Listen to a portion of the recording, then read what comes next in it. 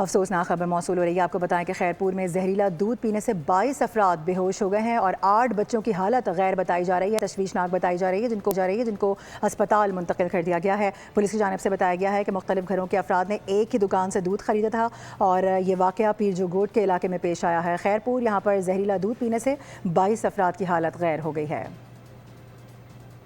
افسوسناک خبر موصول ہو رہی ہے، آپ کو بتائیں کہ خیرپور میں زہریلا دودھ پینے سے 22 افراد بے ہوش ہو گئے ہیں اور 8 بچوں کی حالت غیر بتائی جا رہی ہے، تشویشناک بتائی جا رہی ہے جن کو ہسپتال منتقل کر دیا گیا ہے۔ پولیس کی جانب سے بتایا گیا ہے کہ مختلف گھروں کے افراد نے ایک ہی دکان سے دودھ خریدا تھا اور یہ واقعہ پیر جو گوٹ کے علاقے میں پیش آیا ہے۔ خیرپور یہاں پر زہریلا دودھ پینے سے 22 افراد کی حالت غیر ہو گئی ہے۔